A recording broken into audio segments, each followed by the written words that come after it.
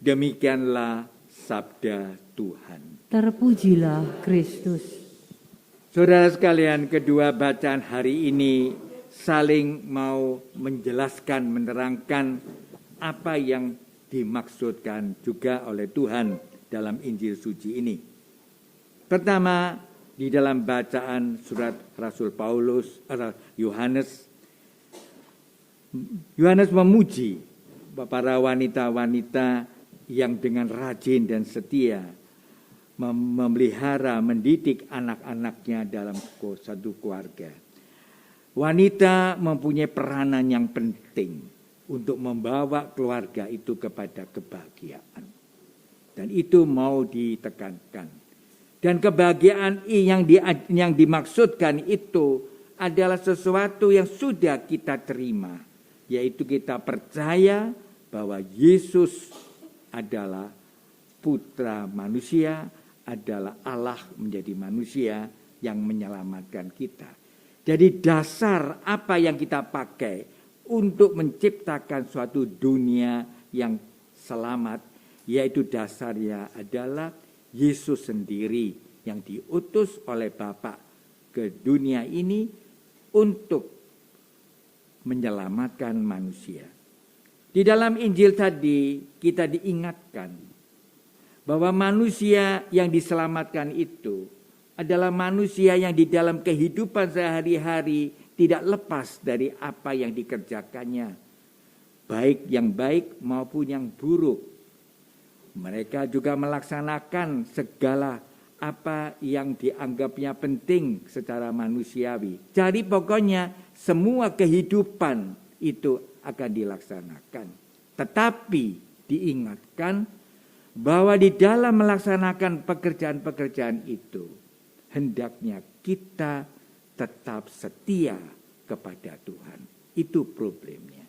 Seringkali manusia lupa kalau manusia itu sudah hidup di dalam kebahagiaan, di dalam kesukaannya, lupa dan makin jauh dari Tuhan.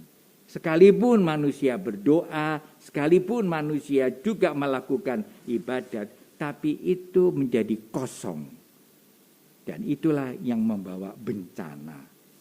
Maka marilah saudara sekalian, kita sudah belajar dengan pandemi ini 3 tahun, bagaimana kita harus bersikap sebagai manusia yang beriman, justru di dalam keadaan-keadaan yang malang, kita tidak jauh dari Tuhan.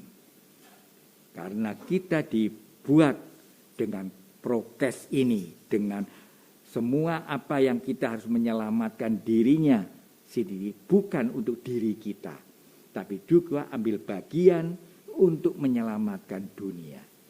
Dari semua pekerjaan-pekerjaan kita sehari-hari itu bernilai kalau pekerjaan-pekerjaan kita itu tidak membuat kita jauh dari Tuhan.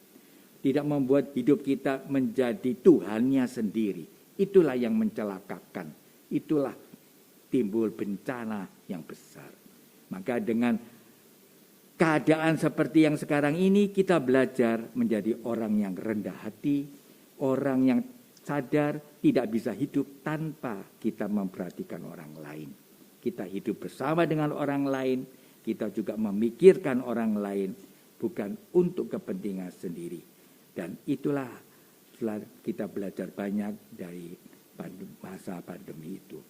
Maka semoga firman hari ini dengan diteladani oleh Santo Martinus, yaitu seorang uskup, kita sadarkan bahwa kita punya tugas untuk hidup tetap setia kepada Tuhan, sekalipun banyak bencana mengitari kita, tapi kita tetap berpengharapan bahwa Tuhanlah akan menyelamatkan kita kalau kita tidak melupakannya.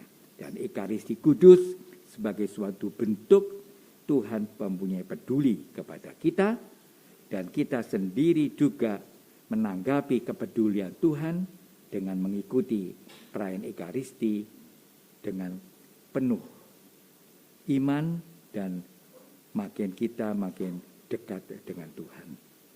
Karena Tuhan menjadi makanan bagi kita. Dengan pokok-pokok iman ini, marilah kita melangsungkan perayaan Ekaristi Kudus pada siang hari ini.